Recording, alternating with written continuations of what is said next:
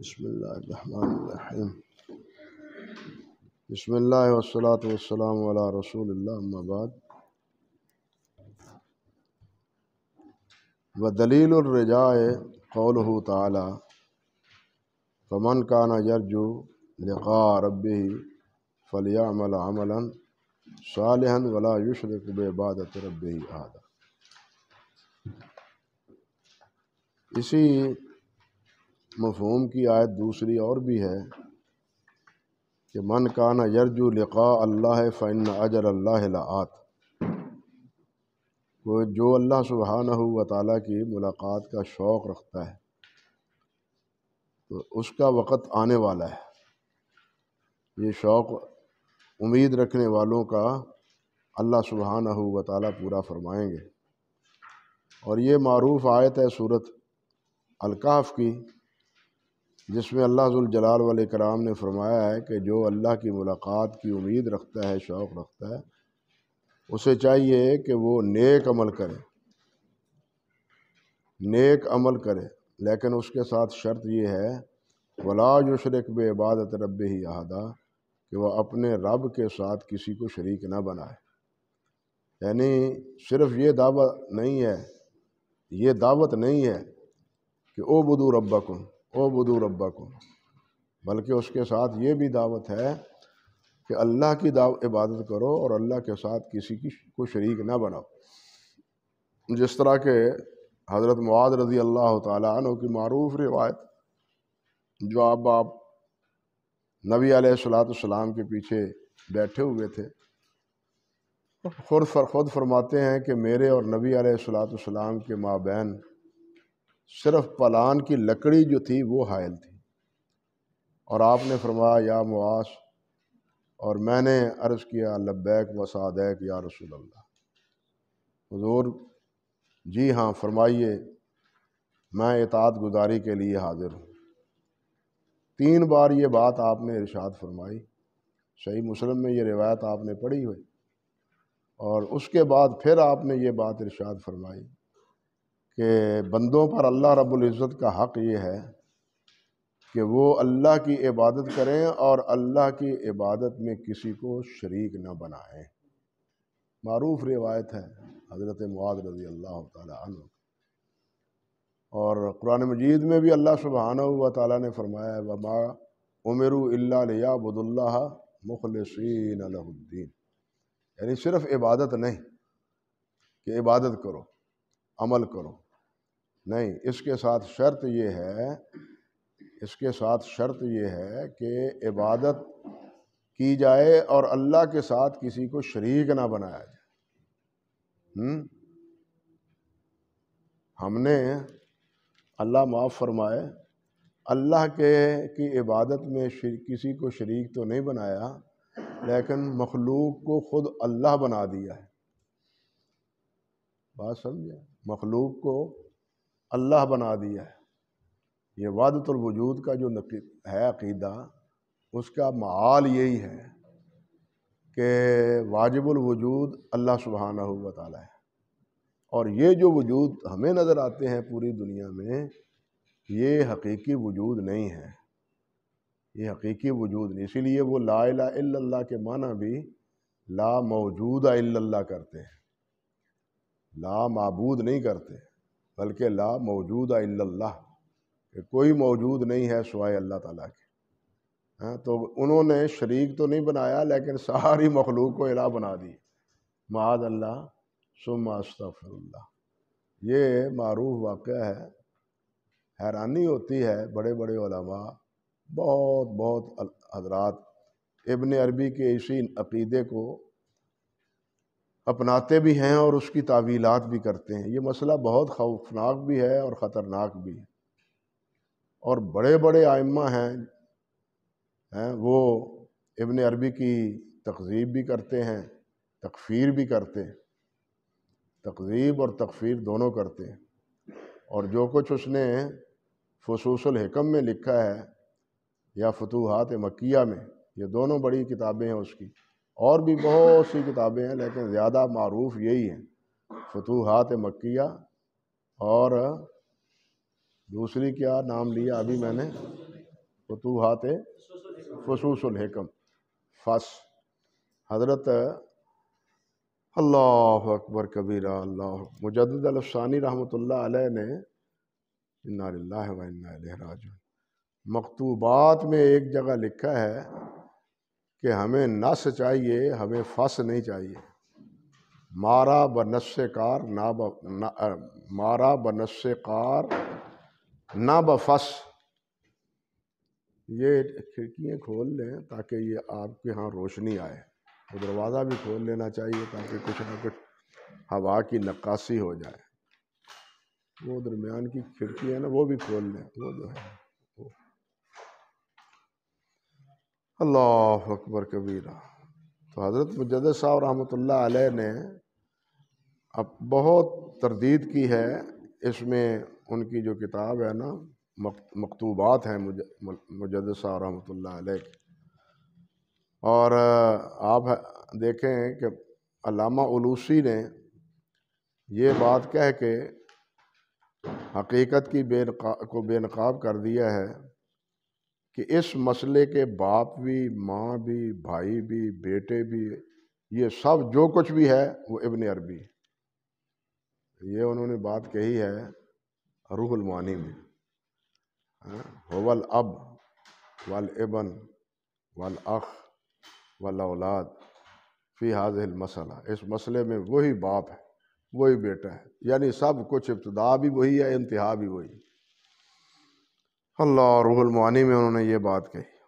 لیکن شاید آپ کے ہاں یہاں ہو، علامہ علی قاری رحمۃ اللہ علیہ نے وجودیوں کے بارے میں ایک مستقل کتاب لکھی جس میں انہوں نے ابن عربی کو 24 دلائل کی بنیاد پر اس کی تکذیب کی ہے اور تکفیر کی ہے. اور حافظ ابن حجر رحمۃ اللہ علیہ کا تو مبالغہ ہوا تھا ابن عربی کے ایک معتقد کے ساتھ، مبالغہ ہوا تھا. حافظ ابن حجر رحمۃ اللہ علیہ نے فرمایا مبالغے میں، اور یہ بات بھی یاد رہے کہ مبالغے کے جواز عدم جواز میں بھی اختلاف ہے، کہ ایسے مسئلوں پر مبالغہ ہوتا ہے تو جو جواز کے قائل ہیں وہ حافظ ابن حجر کے اس عمل کو بھی پیش کرتے ہیں کہ دیکھو ابن حجر نے مبالغہ کیا تھا ابن عربی کے ساتھ. مبالغہ انہوں نے کہا کہ اگر میں جھوٹا ہوں کس بارے میں؟ ابن عربی کی تکفیر اور تکذیب میں جھوٹا ہوں تو مجھ پر اللہ کی لعنت، اللہ مجھ پر لعنت فرما. اور جو ابن عربی کا معتقد تھا اس نے یہ کہا کہ میں جو ابن عربی کا دفاع کرتا ہوں اور اس کو ولی اللہ مانتا ہوں، اگر میں اس میں جھوٹا ہوں تو مجھ پر یا اللہ لعنت فرما. یہ دونوں نے یہ مبالغے میں یہ بات کہی، یہ الفاظ کہے، اور کچھ نہیں. چند دن گزرے تھے کہ یہ آدمی جو ابن عربی کا دفاع کرتا تھا وہ بیٹھا ہوا تھا اپنے مصاحبوں کے ساتھ. تو اچانک وہ چیخنے چلانے لگا، او میرے پاؤں پر کیا ہو گیا، میرے پاؤں پر کوئی چیز گزر گئی ہے، نرم کی سی کوئی چیز گزری. اور ساتھیوں نے ادھر ادھر دیکھا، کوئی چیز نظر نہ آئی. اللہ اکبر کبیرہ. اور پھر اسی کے نتیجے میں اسی رات وہ اپنے انجام کو پہنچ گیا. لوگوں نے یہ سمجھا کہ کوئی زہریلی چیز اللہ ذوالجلال نے بھیجی اسی مبالغے کے نتیجے میں، جو اس نے اللہ ذوالجلال سے یہ بات عرض کی کہ یا اللہ اگر ابن عربی کے بارے میں میرا اعتقاد صحیح نہیں ہے، میں جھوٹا ہوں اپنے اعتقاد اور اپنے افکار میں، تو مجھ پر لعنت فرما. تو اس لعنت کا نتیجہ یہ نکلا کہ اللہ ذوالجلال نے چند ہی دنوں میں اس کو اپنے انجام میں پہنچا دی. تو خیر کہنے کا مطلب یہ تھا کہ یہ امت پہلی گمراہیوں سے بھی آگے بڑھ گئی. عیسائیوں نے تو صرف عیسیٰ علیہ السلام کو اللہ رب العزت کا بیٹا کہا تھا، اور ان کی پرستش کی تھی بیٹا سمجھ کے. اور یہاں تو اللہ سبحانہ و تعالیٰ کا ہی کہنا چاہیے کہ جلال و جمال سمجھ کے انسان کی پرستش کر رہا ہے اس امت میں. اس امت میں انا للہ و انا الیہ راجعون. تو بہرحال یہ مسئلہ بہت ہی نازک ہے. عامت الناس کو سمجھانے کے لیے بڑے ہی تحمل، بردباری اور صبر کی ضرورت ہے۔ عام لوگ جو ہے نا وہ ان مسائل کو، دقائق کو سمجھتے بھی نہیں، لیکن لوگوں کو یہ بات اپنے دروس میں، اپنے اسباق میں بیان کرنی چاہیے بہرحال۔ تو رجا یہ امید اور شوق، حافظ ابن حجر حافظ ابن قیم رحمۃ اللہ علیہ نے مدارج السالکین میں ایک بڑا عجیب اور چھوٹا سا جملہ، بڑا ہی پیارا جملہ کہا۔ وہ کہتے ہیں یہ الرجا ہادن یہد القلوب الی بلاد المحبوب، اور یہ رجا جو ہے نا، الرجا ہادن، یہ رجا ہدی خوانی ہے۔ اونٹوں کو چلانے کے لیے ہدی کہتے تھے نا، اور خوبصورت آواز میں وہ اشعار پڑھتے تھے، اور وہ اونٹ بھی ان سریلی آواز پر مست ہو کے سفر جاری رکھتے تھے، وہ بھی تھکاؤ کا شکار نہیں ہوتے تھے۔ تو حافظ کہتے ہیں رحمۃ اللہ علیہ ابن قیم کہ یہ الرجا جو ہے یہ ہادن، یہ ہدی ہے۔ کیا ہے؟ یہد القلوب الی بلاد المحبوب، یہ دلوں کو محبوب کے شہر تک لے جاتی ہے۔ یہ ہدی، یہ رجا دلوں کو کہاں لے جاتی ہے؟ قلوب کو محبوب کے در تک، محبوب کے گھر، شہر تک اللہ اکبر لے جاتی۔ اللہ اکبر کبیرہ۔ فرماتے ہیں آگے وَدَلِيلُ التَّوَكُّلِ، توکل کی دلیل کیا ہے؟ وَمَن يَتَوَكَّلْ عَلَى اللَّهِ فَهُوَ حَسْبُهُ، کہ اللہ سبحانہ و تعالیٰ نے فرمایا کہ جو اللہ پر توکل کرتا ہے اللہ اس کے لیے کافی ہے۔ یہ اللہ پر توکل کرنا، بھروسہ کرنا، گویا اپنے آپ کو ریب اور شک سے نکالنے کے مترادف ہے۔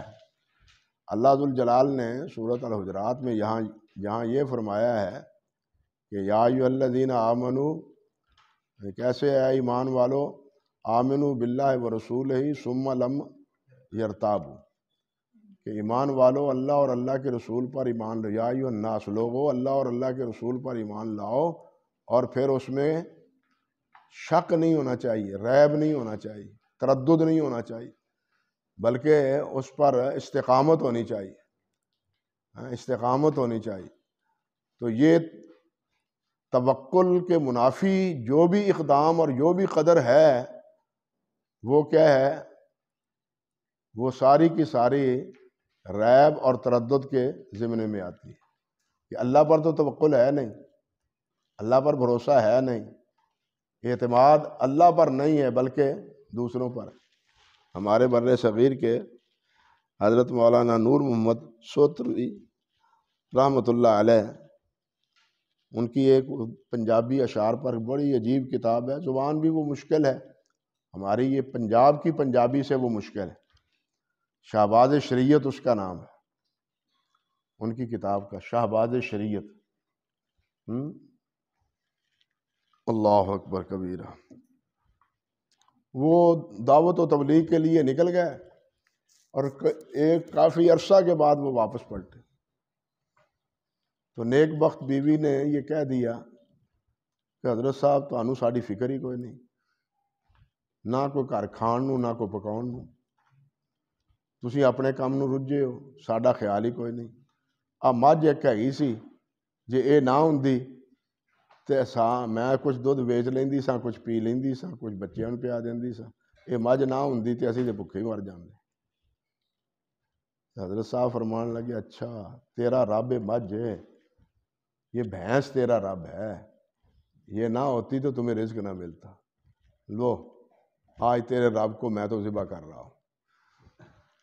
انہوں نے اس بھینس کو ذبح کر دیا۔ یعنی اتنے لوگ تھے متوکل آپ کے، یہی اسلاف۔ مشہور ان کا شعر ہے، یہ نئے کے علاقے بعض لوگ کہتے ہیں کہ اس سے مخاطب حافظ محمد صاحب لکھوی رحمۃ اللہ علیہ ان کے معاصر تھے، اور وہ وجودیوں کے سخت خلاف تھے، مولانا نور محمد سوتروی رحمۃ اللہ علیہ۔ اللہ اکبر کبیر۔ مشہور ان کا یہ شعر ہے جا آکھیں نیندے ٹگے نوں کیوں کردا ہے کالا کرنا ہے بگے نوں اوڑک جو تو مرنا ہے پھر منہ کالا کیوں کرنا ہے اوڑک جو تو مرنا ہے پھر منہ کالا کیوں کرنا ہے۔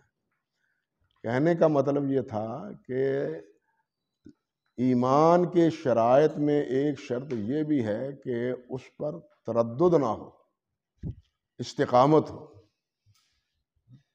حضرت سفیان بن عبداللہ بن سفیان ہے یا سفیان بن عبداللہ ہیں ابو عمر رضی اللہ تعالیٰ عنہ، عبداللہ بن سفیان ثقفی ہیں رضی اللہ تعالیٰ عنہ، جنہوں نے نبی علیہ السلام سے یہ عرض کیا کہ حضور مجھے کوئی ایک بات بتلا دیں کہ مجھے پھر کسی اور سے پوچھنے کی ضرورت نہ رہے۔ تو آپ نے کیا فرمایا؟ قل آمنت باللہ ثم استقم، معروف روایت، قل آمنت باللہ ثم استقم۔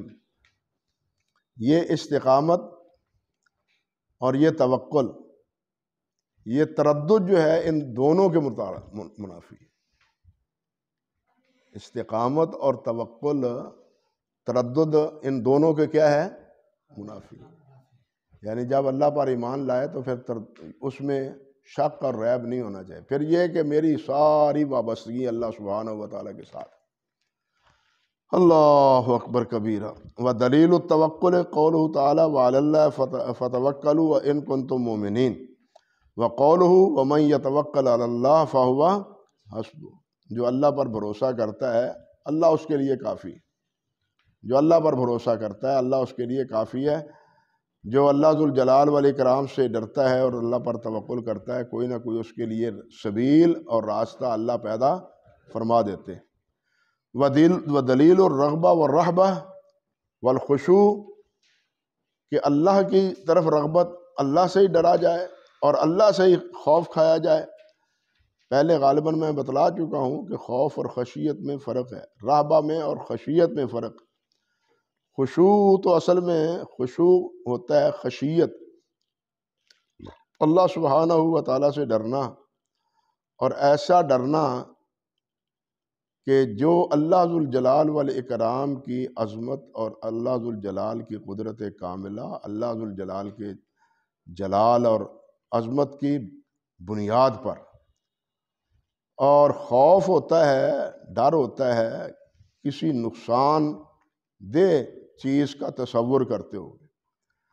خوف یہاں اللہ سبحانہ و تعالیٰ سے کہ اللہ ذوالجلال والاکرام ناراض ہوں گے، اللہ سبحانہ و تعالیٰ عذاب دیں گے، اللہ ذوالجلال پکڑیں گے۔ یہ خوف ہے اللہ ذوالجلال سے کہ اللہ سے خوف کھاؤ۔ بار بار قرآن مجید میں یہ فرمایا، اللہ سے خوف کھاؤ۔ کیا مطلب ہے؟ کہ اللہ کے عذاب سے ڈرو۔ اور اللہ کی خشیت کیا مطلب ہے؟ کہ اللہ کے جلال اور اللہ کی عظمت کا تصور کرتے ہوئے اللہ سے ڈرو۔ یعنی عذاب سے ڈرتے ہوئے نہیں، بلکہ اللہ ذوالجلال کی عظمت و جلال کی بنا پر اللہ کی نافرمانی سے، اللہ کی نافرمانی۔ ہم گھروں میں بھی، ماحول اور معاشرے میں بھی یہ چیز کہتے بھی ہیں، وہ ابا جی دے ہوندیاں یہ گل کرنا، والد صاحب کے ہوتے ہوئے یہ بات کرتے ہو، حاجی صاحب کے ہوتے ہوئے یہ بات کرتے ہو، تمہیں شرم نہیں آتی؟ تو یہ بات جب توجہ دلاتے ہیں چھوٹوں کو، خردوں کو، تو ان کی عظمت کا تصور دلاتے ہیں۔ تو خشیت یہ اللہ رب العزت کی عظمت پر، اسی لیے اللہ تعالیٰ نے فرمایا ہے نا، انما یخشی اللہ من عبادہ العلماء، علماء اللہ ذوالجلال سے ڈرتے ہیں۔ اور اس ڈر سے مراد یہی ہے کہ علماء کو پتہ ہے کہ اللہ ذوالجلال کی قدرت کیا ہے، اللہ کی قوت کیا ہے، اللہ کے اختیارات کیا ہے، اللہ سبحانہ و تعالیٰ کی عظمت اور اللہ ذوالجلال والاکرام کا جلال کیا ہے۔ علماء جانتے ہیں، جاہلوں کو کیا پتہ؟ ناواقفوں جو جاہل ہیں، اللہ ذوالجلال کے صفات سے واقف نہیں ہیں۔ اور ہمارے ہاں یہ سب سے بڑا ہماری خرابی، عملی کوتاہی جتنی ہمارے ہاں ہے، وہ یہ ہے کہ ہمارے خطباء یا علماء نے اکثر و بیشتر اپنا موضوع رب ذوالجلال والاکرام کی ربوبیت اور الوہیت کو تو بنایا ہے، لیکن اللہ ذوالجلال والاکرام کے اس کی اسماء اور اللہ ذو الجلال والاکرام کی جو صفات ہیں ان کو اپنا موضوع نہیں بنایا۔ فرق سمجھے؟ ربوبیت اور الوہیت میں، ربوبیت میں تو مشرکین مکہ بھی متفق ہیں، ہم ربوبیت کا پر زور دیتے ہیں کہ اللہ کے علاوہ اور کوئی رب نہیں، وہی رازق ہے، وہی خالق ہے، یہ تو مشرکین مکہ بھی مانتے تھے۔ وہ جو بات نہیں مانتے تھے مشرکین مکہ وہ یہ کہ اللہ ذو الجلال کے علاوہ کسی اور کی عبادت کی بھی گنجائش ہے اللہ کی رضا کے لیے۔ وَمَا نَعْبُدُهُمْ إِلَّا لِيُقَرِّبُونَا إِلَى اللَّهِ، وہ ان کو لات عزیٰ کو اس لیے پکارتے تھے کہ ان کے پکارنے سے اللہ رب العزت کی رضا حاصل ہوتی ہے، وہ یہ کہا کرتے تھے۔ لیکن اللہ ذو الجلال والاکرام کی جو صفات ہیں، جو اللہ سبحانہ و تعالیٰ کے اسماء مبارکہ ہیں، ان سے وہ بھی واقف نہیں تھے۔ اگر ان کو یہ بات کا پتہ چلتا ہوتا حقیقت کا کہ اللہ سبحانہ و تعالیٰ کا علم اتنا ہے کہ وہ انسانوں کے دلوں کی بند گرہیں ان سے بھی آپ واقف، دل میں جو خیالات چٹکیاں لیتے ہیں، جو تصورات دل میں جاگزی ہوتے ہیں، عمل سے کیا اللہ ذو الجلال ان تصورات سے بھی آگاہ ہے۔ اللہ ذو الجلال والاکرام ریت کے ذروں سے بھی واقف ہے۔ زمین پہ کوئی پتا نہیں گرتا جو اللہ ذو الجلال کے علم میں نہ ہو، بارش کا کوئی قطرہ نہیں ہے جو اللہ ذو الجلال کے علم میں نہ ہو۔ جب اللہ سبحانہ و تعالیٰ کی صفات اور قدرت، کہ اللہ کی یہ قدرت ہے کہ اللہ کے حکم سے یہ آسمان بغیر کسی ستون کے کھڑے ہیں، یہ اللہ کا حکم ہے نا، ان کو حکم فرما کھڑے رہو، کھڑے، یہ ہے اللہ کی قدرت، یہ ہے اللہ ذو الجلال والاکرام کی اسماء۔ ان سے ہمارا موضوع، یہ ہمارا موضوع نہیں رہا، جس کی وجہ سے ہم گناہ کرتے ہوئے، نافرمانی کرتے ہوئے اللہ سبحانہ و تعالیٰ سے کم ڈرتے ہیں۔ ڈرتے عبادت سے تو یوں سمجھیے کہ مردہ معبود اور زندہ معبود ان کو تو ہم نے چھوڑ لیا، لیکن ہمارے دل میں جو اپنا چور چھپا ہوا ہے اس کو ہم نے نہیں چھوڑا۔ ہمارے دل میں جو چور چھپا ہوا ہے نا اس کو نہیں چھوڑا۔ مردوں کو اور زندہ خداؤں کو ہم نے چھوڑ دیا، ان کی تردید بھی کی، لیکن اپنے دل کے اندر جو چور وہ چھپا ہوا ہے اس کی تردید ہم نے نہیں کی، وہ نہیں سمجھایا کہ یہ بھی شیطان ہے۔ ہم من الجنت والناس، ان شیطانوں سے تو بچاتے رہے، لیکن افرأیت من اتخذ الہہ ہوا، اس سے ہم خبردار نہیں کرتے رہے۔ بات سمجھے یا نہیں سمجھے؟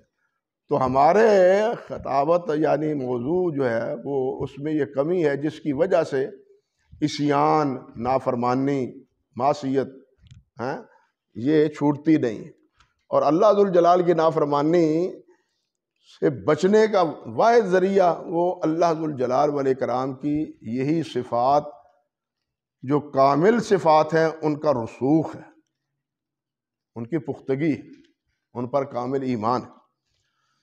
تو فرماتے ہیں کہ رغبت اور رہب، ڈرنا اور خشوع، یہ سب کس کے لیے ہے؟ اللہ سبحانہ و تعالیٰ کے لیے۔ انہم کانوا یسارعون فی الخیرات یدعوننا رغبا ورہبا وکانوا لنا خاشعین۔ یہ حضرات انبیاء کرام علیہ السلام کے بارے میں اللہ نے فرمایا کہ یہ نبی ہونے کے باوصف نیکی کے کاموں میں یسارعون، جلدی کرتے تھے، یسارعون، جلدی کرتے تھے، نیکی کے کاموں میں سستی نہیں کرتے تھے، جلدی کرتے تھے۔ آج ہم جتنے سست ہو گئے ہیں، آپ اپنے اسلاف حضرت سعید بن مسیب رحمۃ اللہ علیہ، سفیان ثوری رحمۃ اللہ علیہ، یحییٰ بن سعید، عبد الرحمن بن مہدی رحمۃ اللہ علیہ، امام مالک رحمۃ اللہ علیہ، ان اکابر کے تراجم پڑھ کے دیکھیں، وہ اذان سے پہلے، سورج ڈھلنے سے پہلے مسجدوں میں موجود ہوتے تھے۔ یہ ہے یسارعون فی الخیرات۔ یہ ہے یسارعون فی وہ اذان سن کے نہیں آتے تھے بلکہ اذان سے پہلے آتے تھے.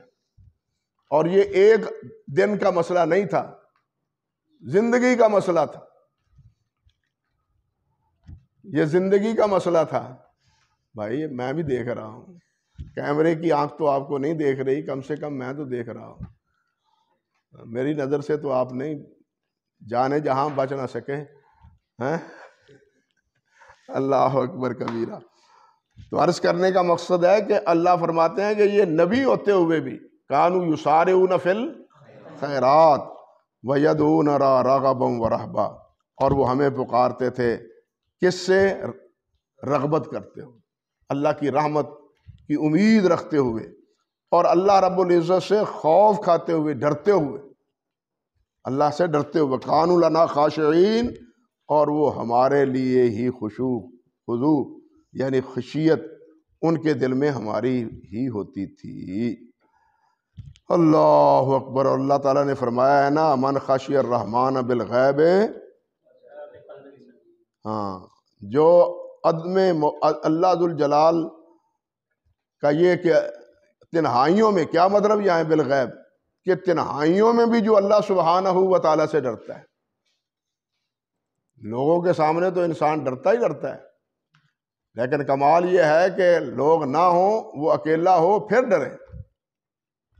یہی وجہ ہے کہ اکیلا جب ہو اس کی عبادت یا اس کے نوافل وہ زیادہ اللہ کے ہاں مقبول اور اللہ تعالیٰ کے ہاں منظور ہیں جو لوگوں کے سامنے کیے جائیں، سوائے اس عبادت کے جو عبادت کیا ہو، فرض ہو یا واجب ہو.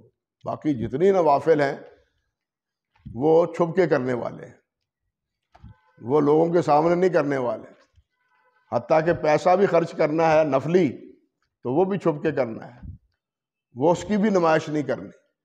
اللہ ذوالجلال کو نمائش تو بھاتی نہیں، اور یہ نمائش بھی من وجہ اللہ سبحانہ و تعالیٰ کا شریک بنانے کے لیے کہ یہ راضی ہوگا، یہ خوش ہوگا، میری تعریف کرے گا، بڑا نیک آدمی ہے اور بڑا ہی جناب اللہ پر، اللہ کی راہ میں خرچ کرنے والا ہے.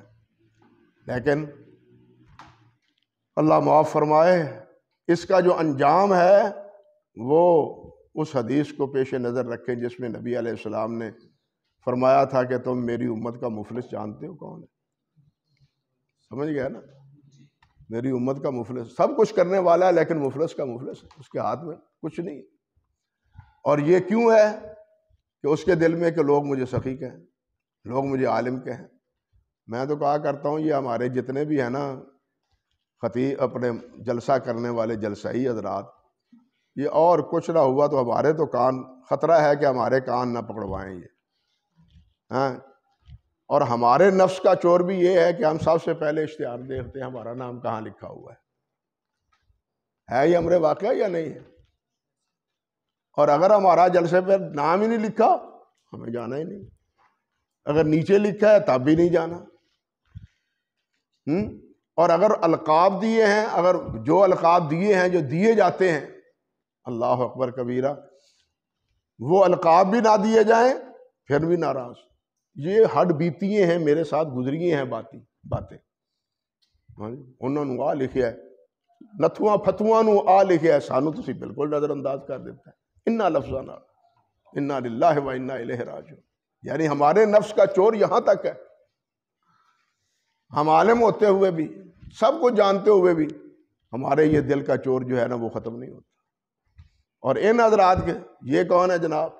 یہ شیخ الاسلام ہے، یہ شیخ الحدیث ہیں، شیخ التفسیر ہیں، یہ ولی کامل ہیں، یہ عالم بے بدل ہیں. یہ بہت بہت اس قسم کے القاب اللہ معاف فرمائے. وہ مجھے تو خوف آتا ہے، یہ حدیث تو کم سے کم آپ نے پڑھی ہے نا کہ جب یہ روتے ہیں فوت ہونے والے کو، وہ میرے شیرا، تو فرشتے پوچھتے ہیں 2-3 لگا کے تو واقعی شیر تھا. یہ ہے نا، یہ جو آپ نے فرمایا ہے کہ رونے والوں کے رونے پر میت کو کیا ہوتا ہے؟ عذاب ہوتا ہے. اس کی ایک توجیہ یہ ہے نا کہ یہ کہتے ہیں ہم او شیرا، او میرے فلانے، او میرے فلانے، تو وہ کہتے ہیں واقعی تم یہی تھے؟ تو کیا خیال ہے کہیں ہم سے تو یہ بات پرس نہ ہو جائے گی؟ اللہ سبحانہ و تعالیٰ ہی ہمارے عیوب پر پردہ ڈالے۔ اور یہ جو چور ہے دل کا، یہ زیادہ خوفناک ہے ظاہری قبر سے تو ہمیں حیا شرم آ جائے گا، اس سے تو ہمارا اندر کا اور پھولے گا، چور اور زیادہ بڑھے گا۔ یہ ڈر زیادہ خطرہ ہے، اس کو سنبھالنا چاہیے، اس سے بچنے کی کوشش کرنی چاہیے۔ اللہ توفیق عطا فرمائے۔ اللہ اکبر کبیرہ۔ فرماتے ہیں وَدَلِيلُ خَشِيَّةِ قَوْلُهُ تَعَالَىٰ فَلَا تَخْشَوْهُمْ وَاخْشَوْنِي، ان سے نہ ڈرو بلکہ مجھ سے ڈرو، اللہ سبحانہ و تعالیٰ سے ڈرو، مقابلے میں جو بھی کافر آئے مشرک آئے اس سے نہ ڈرو۔ تمہارے دل میں خشیت میری ہونی چاہیے، دوسروں کی نہیں ہونی چاہیے۔ اللہ اکبر کبیرہ۔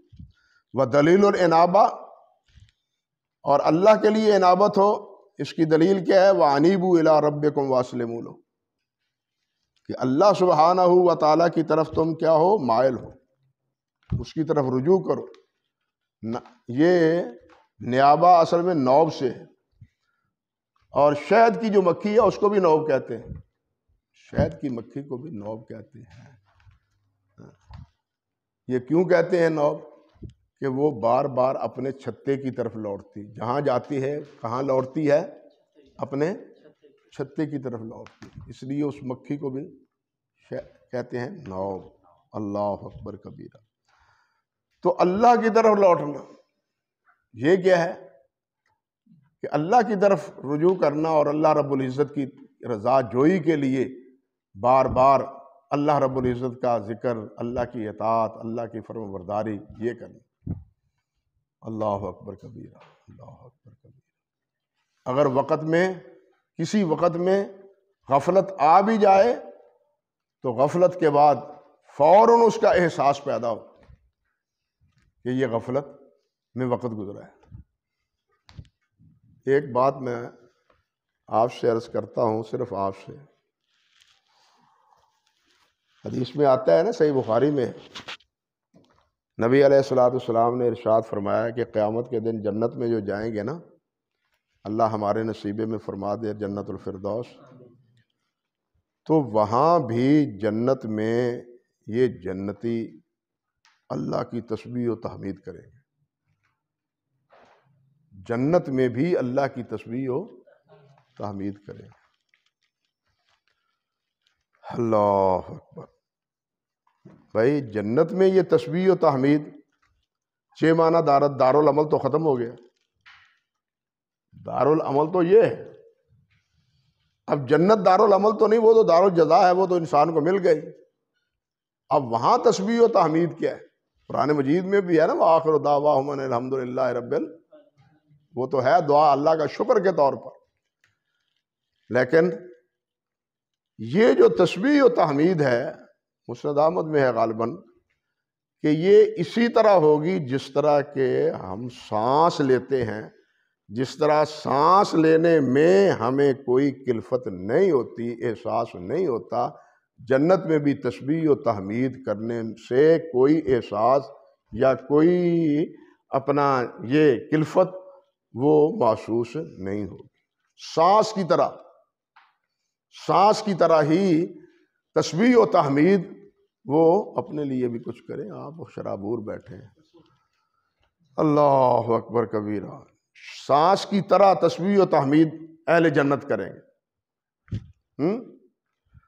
یہاں یہ دیکھیے کہ اہل اللہ کے لیے سب سے بڑا عمل اللہ کا ذکر، نماز بھی اس کی ایک قسم ہے، ہاں جی، حج، صیام، سب ذکر کی ایک شکل ہے، ایک نوعیت ہے، اور اس سے علاوہ بھی ذکر کی کثرت مطلوب ہے، حتیٰ کہ یہ جن کی ہم تردید کرتے ہیں صوفیاء کرام کی، ان کے نزدیک ذکر کی ایک نوعیت یا ایک نام ہے پاس انفاس کا،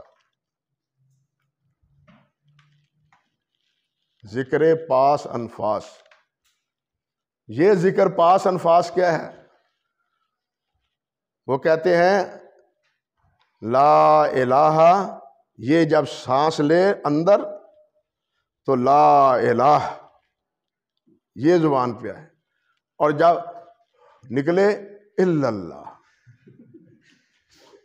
یہ ہے پاس انفاس، یعنی ہر سانس کے ساتھ ذکر لا الہ۔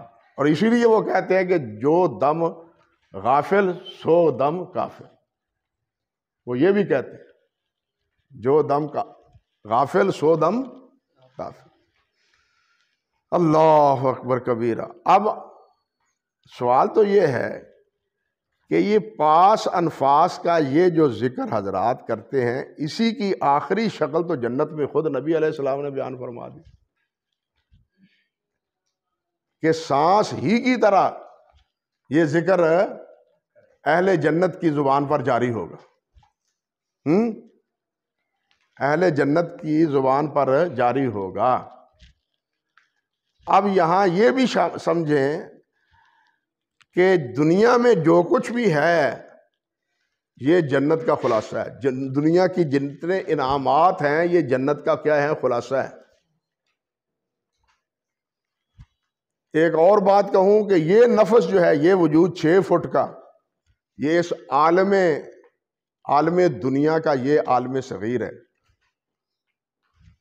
یہ عالم دنیا کا عالم صغیر ہے۔ جو کچھ دنیا میں ہے اس جسم میں ہے، لوہا اس میں ہے، تانبا اس میں ہے، نمک اس میں ہے، باقی معدنیات بہت سی اس جسم میں سمائی ہوئی ہیں۔ اگر اس تفصیل کو آپ دیکھنا چاہیں تو دوسری جلد جو قرطبی کی ہے، حافظ قرطبی، علامہ قرطبی رحمۃ اللہ علیہ کی احکام القرآن، دوسری جلد تفسیر قرطبی کی، یہ جو آیت مبارکہ ہے نا 4 رکوع میں کہ اللہ سبحانہ و تعالیٰ نے زمین و آسمان وغیرہ کو پیدا کیا، اس کی تفسیر میں دیکھ، اور انہوں نے باقاعدہ بتلایا ہے کہ یہاں جس طرح دنیا میں کچھ درخت وہ ہیں جن کی حفاظت کی جاتی ہے، کچھ درخت وہ ہیں جڑی بوٹیاں جن کو تلف کر دیا جاتا ہے، یہ دنیا میں پہاڑ ہیں، اس جسم میں بھی پہاڑ ہیں جن کی نگہبانی کی جاتی ہے۔ اس دنیا میں بھی 2 سورج اور چاند کیا ہیں؟ 2 نور دینے والی چیزیں ہیں۔ یہ 2 آنکھیں بھی ہمارے دی ہوئی 2 چیزیں اللہ ذوالجلال نے ہمیں دی۔ تو اس طرح انہوں نے فرمایا ہے، بہت عدد مثالیں دیکھ کہ یہ انسان یہ عالم اصغر ہے اس عالم کبیر کا، یہ دنیا عالم کبیر، اور یہ جو دنیا ہے یہ اس عالم کبیر کا پرتو ہے۔ عالم کبیر آخرت کا پرتو ہے۔ اللہ اکبر کبیرہ۔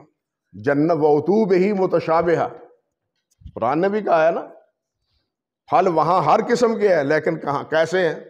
یہاں کے آم ہو گئے، یہاں کے کھجوریں ہوں گی، یہاں کے یہ کیا نام ہے آپ کا انگور ہوں گے، یہاں کے انار ہوں گے، سب کچھ وہی ہوگا، لیکن اپنے ذائقے اور حجم کے اعتبار سے کوئی مناسبت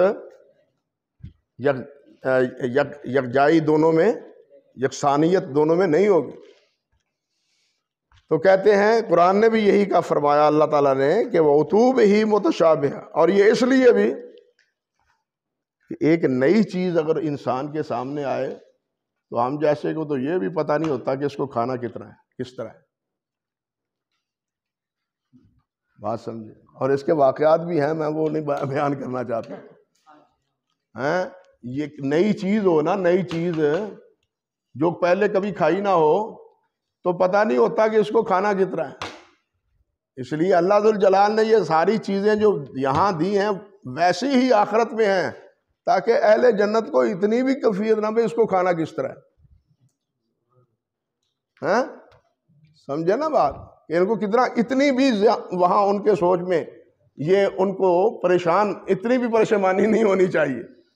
اللہ ذوالجلال والاکرام نے اندازہ کیجیے اپنے بندوں کے لیے کیا کیا انتظام اور کیسا کیسا انتظام کیا۔ جب یہ کیفیت ہے، ہم مانتے ہیں، تو یہی ذکر کی کیفیت، اس کی اعلیٰ نوعیت جنت میں موجود ہے۔ اس کو تسلیم کیوں نہیں کرتے؟ بات سمجھے یا نہیں سمجھے؟ ذکر کی پاس انفاس کی یہی کیفیت اعلیٰ صورت وہ کہاں ہے؟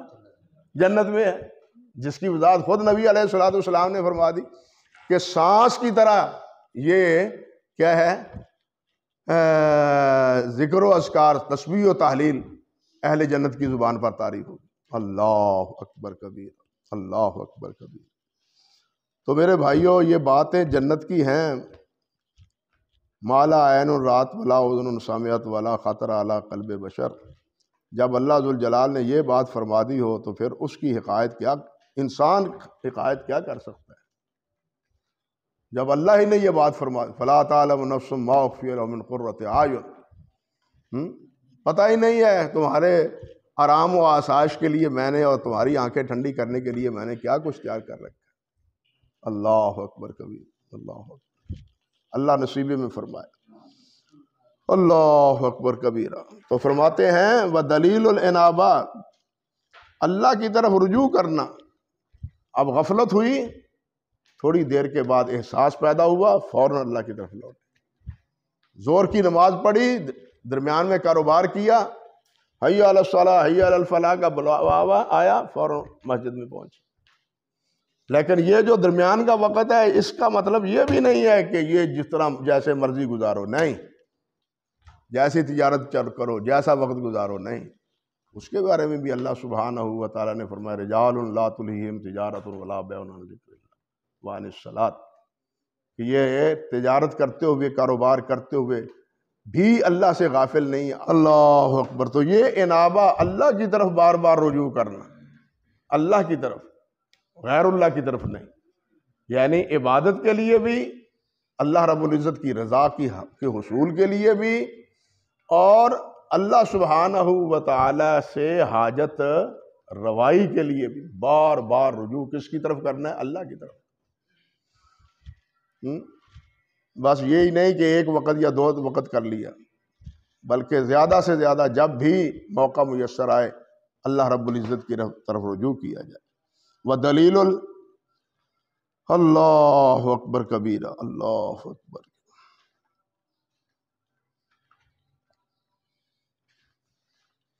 اور یہ انابہ جو ہے نا، یہ بھی غور کرنا چاہیے۔ یہ انابہ، یہ ابتدا ہے توبہ کی اور ندامت کی۔ یہ اللہ کی طرف رجوع کرنا، اسی رجوع کے نتیجے میں ہی انسان کو توبہ نصیب ہوتی ہے، اور اسی رجوع کے نتیجے میں ہی انسان اللہ رب العزت سے کیا کرتا ہے؟ ندامت اللہ کے سامنے اظہار کرتا ہے، جو توبہ کا اصل سبب الندم هو التوبہ۔ ندامت اور توبہ کے لیے یہ سب سے پہلا دروازہ، پہلا مرحلہ ہے کہ اللہ ذوالجلال کی طرف رجوع کیا جائے۔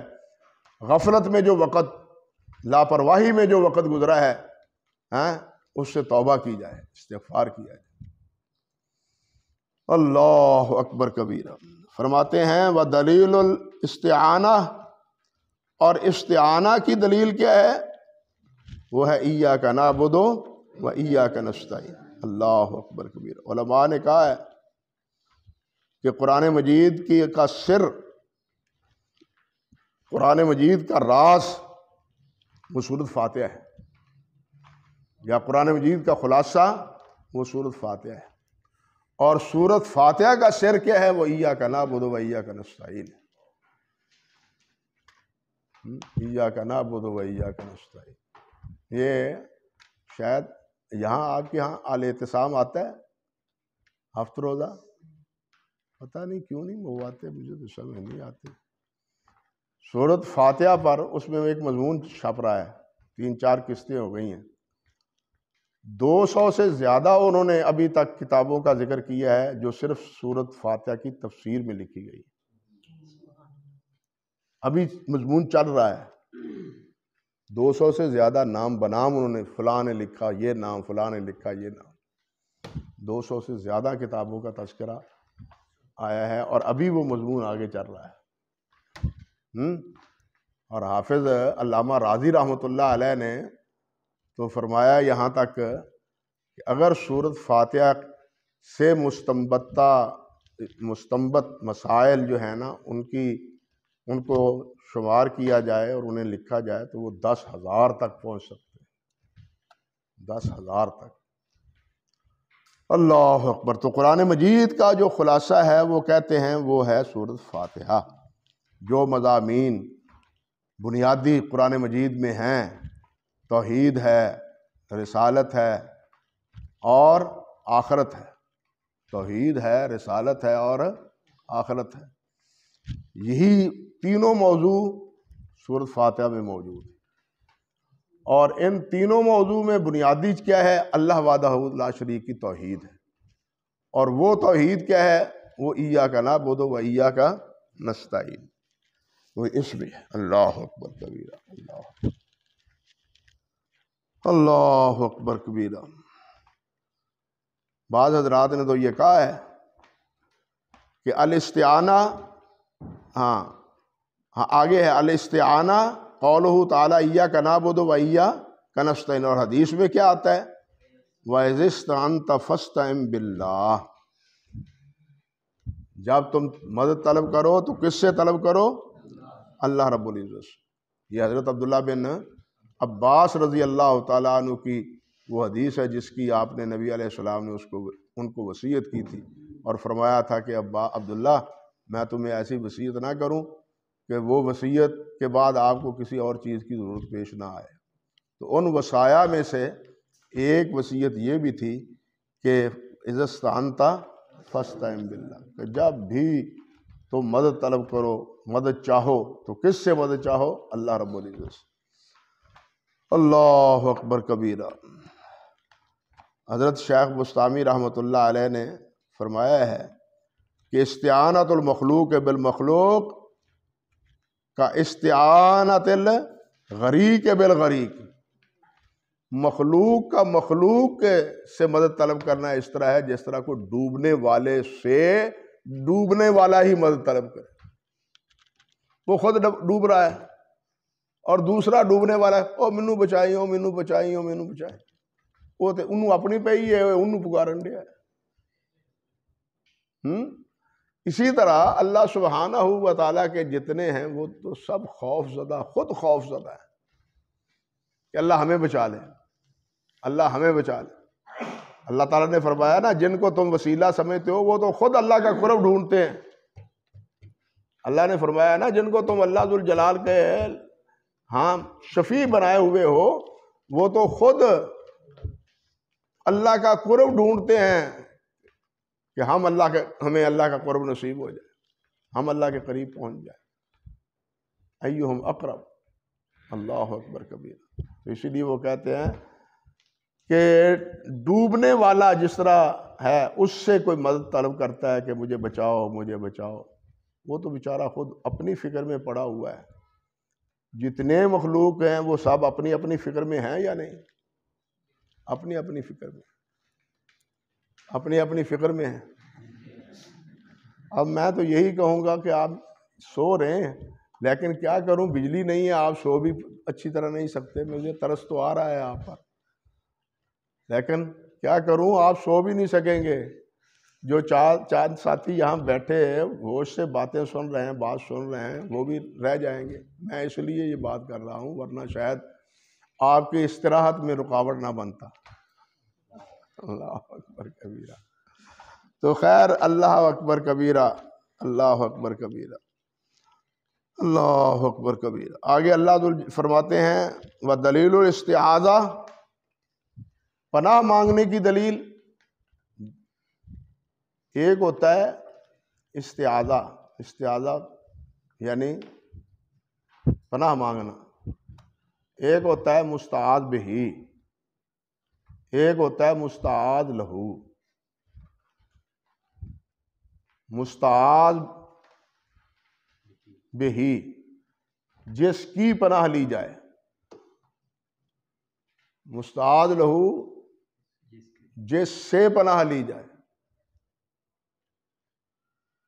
مستعاذ بہ جس سے پناہ، مستعاذ لہو یعنی استعاذہ پناہ کس سے، کون لینے والا ہے؟ انسان۔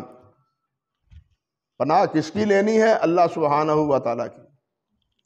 اور پناہ کس سے، یعنی کس سے مانگنی ہے، کیا مطلب کس کے خطرات سے اور اس کے وساوس سے اور اس کے چوکوں سے، اس کے حملوں سے بچنے کے لیے بچنا ہے؟ وہ شیطان ہے اور شیطان نما انسان ہے، وہ شیطان ہے اور شیطان نما انسان۔ قل اعوذ برب الناس مالک الناس الہ الناس من شر الوسواس الخناس الذی یوسوس فی صدور الناس من الجنۃ والناس۔ وہ مجھے تعجب ہوا، ہمارے یہ کیا ہیں مفسر ہمارے، یہ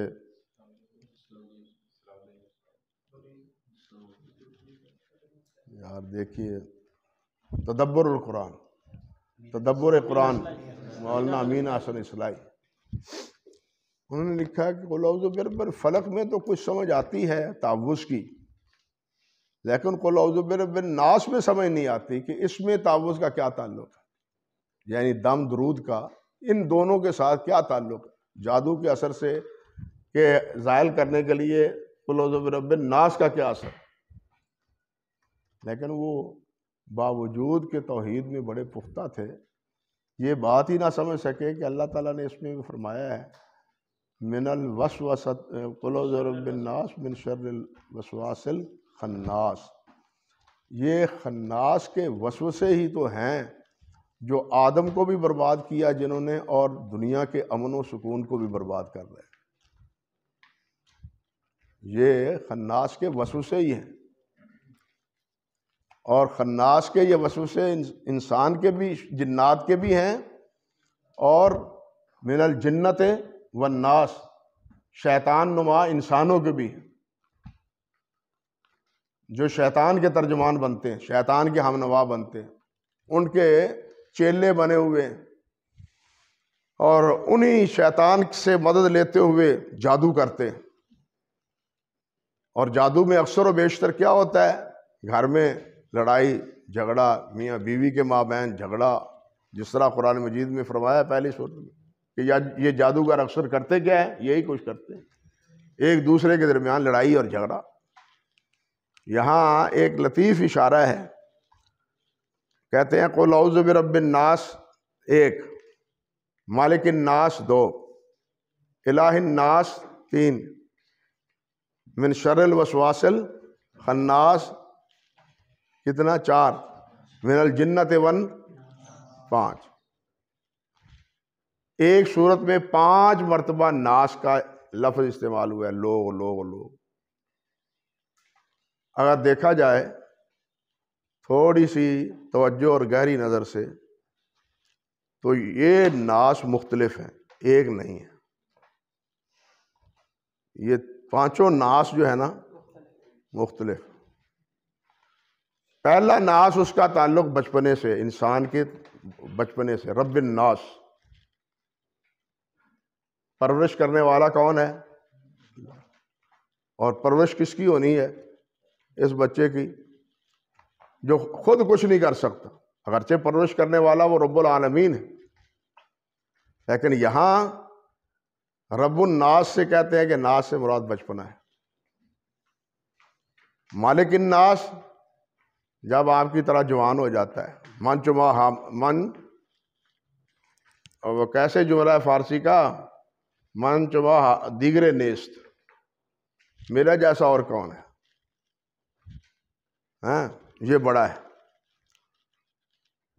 مالک الناس اس کو بتلایا ہے کہ تو ہی نہیں بڑا، مالک الناس، لوگوں کا بادشاہ، پورے جہان کا رب ہے، تو اپنے آپ کو کیا سمجھتا ہے؟ وہ کہا تھا نا ایک قوم نے، نانو من اشد منا قوا،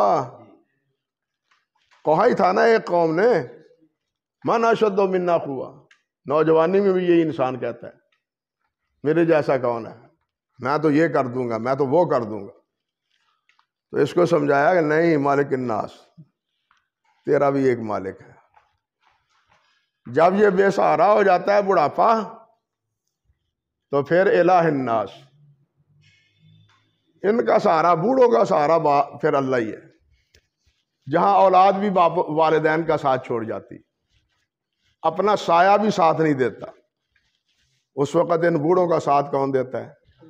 الہ الناس من شر الوسواس الخناس، من شر الوسواس الذی یوسوس فی صدور الناس. یہ ناس، اس سے مراد مومن. اس ناس سے مراد کیا؟ شیطان کن کے دلوں میں وسوسے ڈالتا ہے؟ مومنوں کے دلوں میں، ایمانداروں کے دلوں میں، تاکہ ان کو بہکا دے. اور الذی یوسوس فی صدور الناس من الجنۃ والناس، یہ آخری ناس جو ہے وہ ہے جو شیطان کا ہم نوا ہے، جو شیطان کا چیلا ہے یہ بھی ناس، لیکن ہے شیطان کا چیلا، جو اس کے ہاتھوں کھلونا بنا ہوا ہے. جو فریضہ اس نے ادا کرنا ہے، یہ شاگرد اس کا وہی فریضہ ادا کر رہا ہے. من الجنۃ والناس. ناس 5 ہیں، لیکن یہ 5 ناس جو ہیں وہ مختلف ہیں اپنے اپنے دائرے کے اعتبار سے. یہ بھی ایک لطیف اشارہ ہے. تو کہتے ہیں کہ تعوذ جو ہے وہ پناہ کس سے مانگنی ہے؟ اللہ رب العزت سے. اور دلیل اس کی کیا ہے؟ قل اعوذ برب الناس، کہہ دیجئے میرے نبی محمد صلی اللہ علیہ وسلم کہ میں پناہ مانگتا ہوں رب الناس سے، جو جہان کا رب. اور یہاں یہ بھی ایک لطیفہ علماء نے ذکر کیا ہے کہ یہ آخری صورت، اس میں اسی چیز کا بیان ہے حقیقتاً جو سورۃ فاتحہ میں بیان ہے. وہاں بھی کیا ہے؟ الحمدللہ رب العالمین. یہاں رب الناس، مالک یوم الدین. اور یہاں آگے کیا ہے؟ مالک الناس. آگے کیا ہے؟ الہ الناس. یہاں بھی کیا ہے؟ ایاک نعبد و ایاک نستعین. آگے کیا ہے؟ الہ الناس من شر الوسواس الخناس الذی یوسوس فی صدور الناس. تو اس سے بچنے کے لیے ہدایت کی دعا ہے، اہدنا الصراط المستقیم. یعنی جہاں سے ابتدا ہے وہیں سے انتہا ہے. جن مسائل سے ابتدا ہے وہیں پر قرآن مجید کی کیا ہے؟ انتہا ہے. جن چیزوں کا تذکرہ یا جن چیزوں کا ذکر وہ سورۃ فاتحہ میں ہے، وہی چیزیں سورۃ الناس میں اللہ ذوالجلال والاکرام نے ذکر کی فرمائی ہیں. اللہ اکبر کبیرہ. فرماتے ہیں ودلیل الاستغاثہ، اور مدد طلب کرنا، اس کی دلیل وہ یہ ہے، اللہ ذوالجلال نے فرمایا اذ تستغیثون ربکم فاستجاب لکم، اذ تستغیثون ربکم فاستجاب لکم. جب تم مدد طلب کرتے ہو اپنے رب سے تو اللہ سبحانہ و تعالیٰ تمہاری دعا کو قبول اللہ تعالیٰ نے کر دیا اور فرما دیا کہ میں تمہاری مدد جو ہے نا وہ 1000 فرشتوں سے کروں گا. تم نے دعا کی اور میں نے قبول کر لی. اس لیے مدد طلب کس سے ہے؟ استغاثہ اصل میں غوث سے ہے نا، اور غوث کے معنی کیا ہے؟ مدد، مدد طلب کرنا. استغاثہ مدد طلب کرنا. اللہ اکبر. قرآن مجید میں ہے نا وَإِنَّهُ كَانَ رِجَالٌ مِّنَ الْإِنسِ يَعُوذُونَ بِرِجَالٍ مِّنَ الْجِنِّ. ایسے انسان تھے جو جنوں کی پناہ مانگتے تھے. اعوذ بک من سید ھذا الوادی، اس وادی کے سردار میں آپ سے پناہ لے رہا ہوں، ہماری حفاظت کیجیے. ہم اس جنگل میں ہیں تو ہماری حفاظت کیجیے.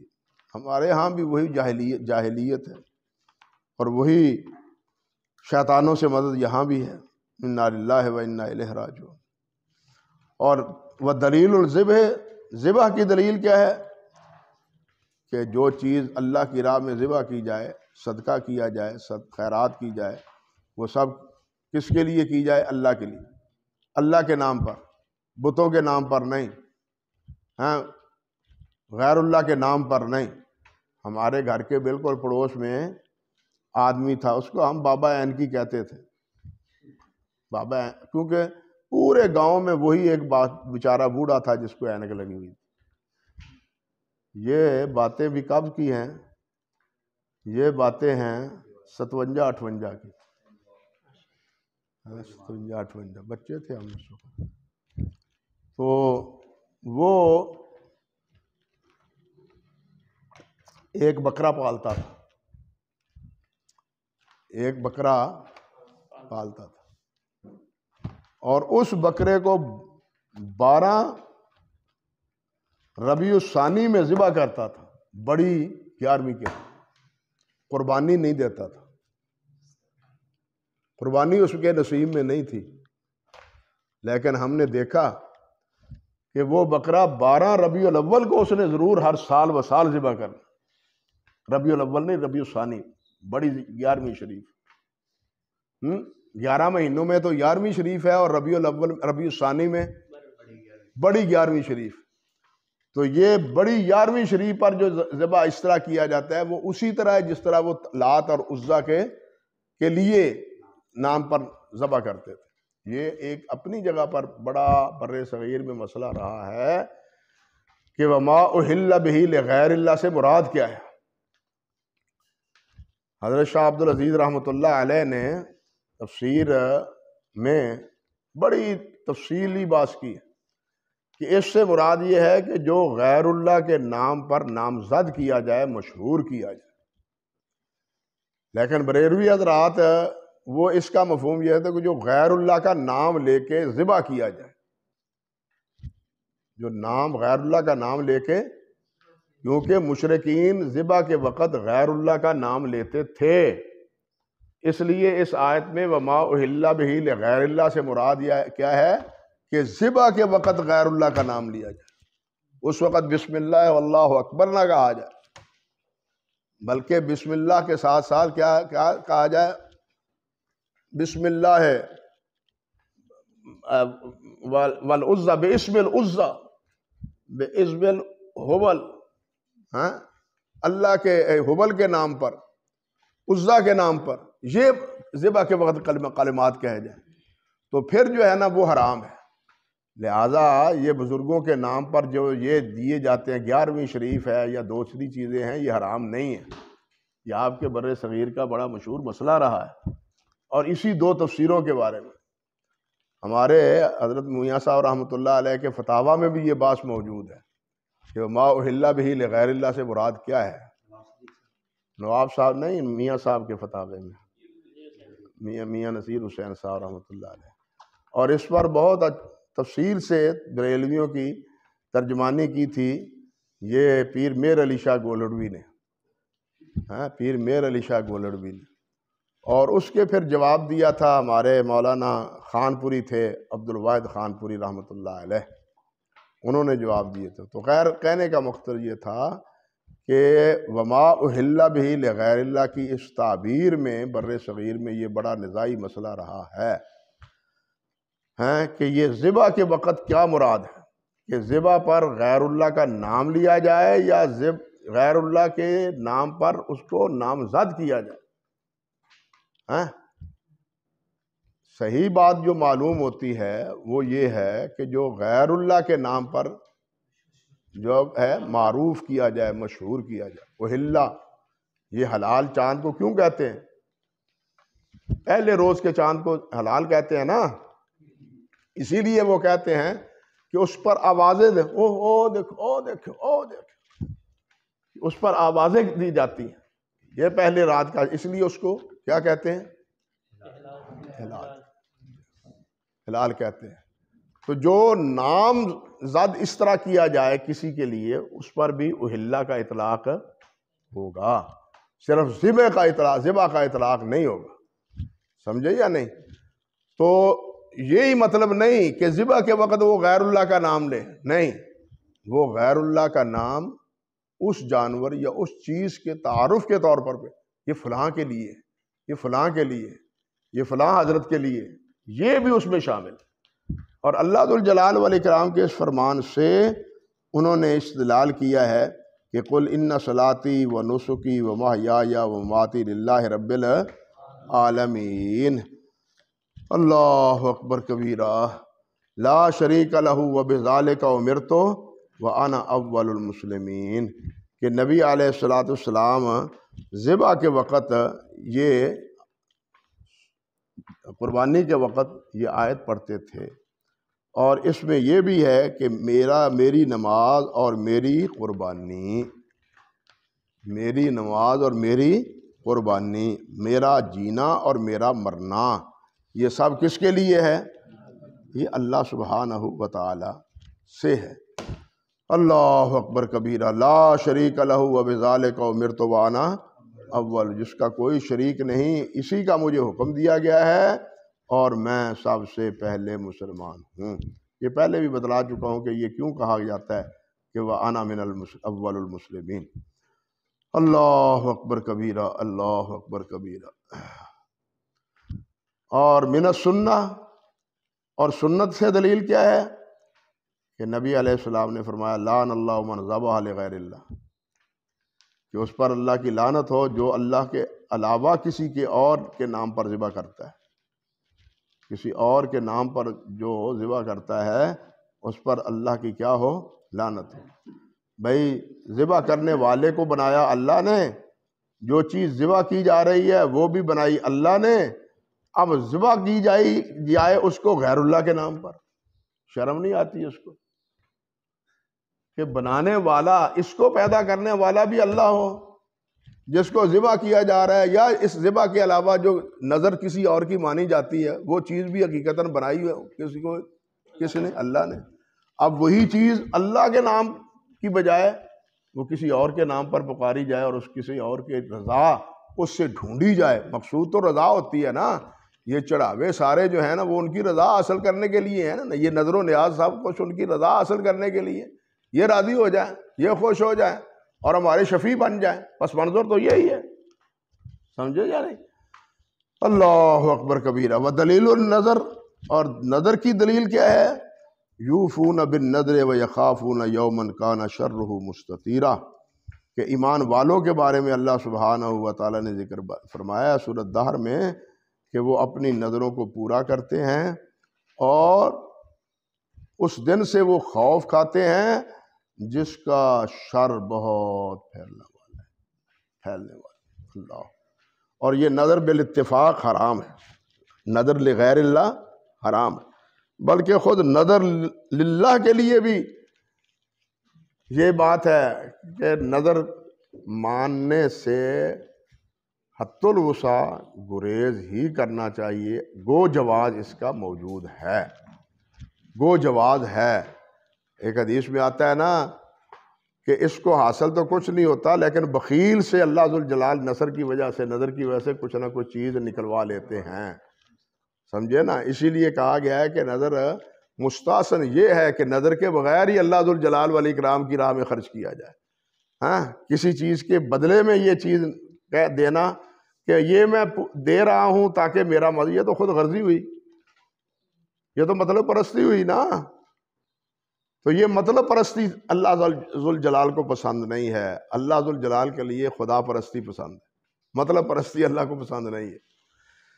اور علماء نے لکھا ہے، فقہاء نے رد المختار میں، وہ کہتے ہیں، لفظ ہیں ان کے، وَاعْلَمْ أَنَّ النَّظْرَ الَّذِي يَقَعُ لِلْأَمْوَاتِ مِنْ أَقْصَى الْأَعْوَامِ وَمَا يُؤْخَذُ مِنَ الدَّرَاهِمِ وَالشَّمْعِ وَالزَّيْتِ وَالنَّابِحَةِ إِلَى الْأَوْلِيَاءِ الْعِظَامِ إِلَى ذَرَائِعِ أَوْلِيَاءِ الْكِرَامِ تَقَرُّبًا فَهُوَ بِالْإِجْمَاعِ بَاطِلٌ، کہ یہ اولیاء کی قبروں کی طرف یہ جو دیے اور یناب تیل اور یہ دراہم پیسے جو وہاں جا کے علماء بزرگوں کی قبروں پر چڑھائے جاتے ہیں، یہ بالاتفاق کہتے ہیں باطل ہے۔ کیوں باطل ہے؟ باوجود ایک وجہ کیا ہے کہ انہ نظر للمخلوق والنظر للمخلوق لا یجوز لانہ عبادت، اس لیے کہ یہ نظر عبادت ہے اور عبادت اللہ کے علاوہ کسی اور کی جائز نہیں۔ اور دوسری بات یہ کہتے ہیں کہ ان المنظور الی المیت والمیت لا یملک، کہ وہ جو نظر مانی جاتی ہے وہ اس لیے کہ جناب اس سے فیض حاصل کرنے، کچھ چیز پانے کے لیے، حالانکہ وہ میت جو ہے وہ کسی چیز کی مالک اور مختار نہیں ہے۔ اللہ، جب وہ مالک نہیں ہے تو وہ اس کی مطلب براری بھی کرنے پر قادر نہیں۔ یہ بات ہے علامہ شامی نے ذکر کی ہے رد المحتار کی جلد 2 صفحہ 439 پر، یعنی نظر لغیر اللہ جو ہے یہ کیا ہے؟ یہ بھی حرام ہے، اور حرام ہونے کی دلیل کیا ہے کہ یہ نظر کیا ہے؟ عبادت ہے، اور عبادت غیر اللہ کی جائز نہیں ہے۔ اور دوسری وجہ یہ ہے کہ جس کی نظر مانی جاتی ہے وہ تو خود غلام ہے، وہ مالک تو نہیں ہے۔ مالک الملک تو کون ہے؟ اللہ رب العزت ہے۔ اس لیے جب اس کو مالک سمجھ کے اس سے کچھ طلب کیا جائے گا، نظر مانی جائے گی، تو یہ بھی شرک کے زمرے میں شامل ہو جائے گا۔ تو اللہ سبحانہ و تعالیٰ اس قسم کے شرک اور کفر سے ہمیں محفوظ رکھے، وہ نظر کی صورت میں ہو یا باقی کسی اور صورت میں۔ آگے ہے دوسرا اصول دین اسلام اور اس کے دلائل، یہ انشاءاللہ اگلی مجلس میں ہم انشاءاللہ اس پر غور کریں، اللہ نے چاہا۔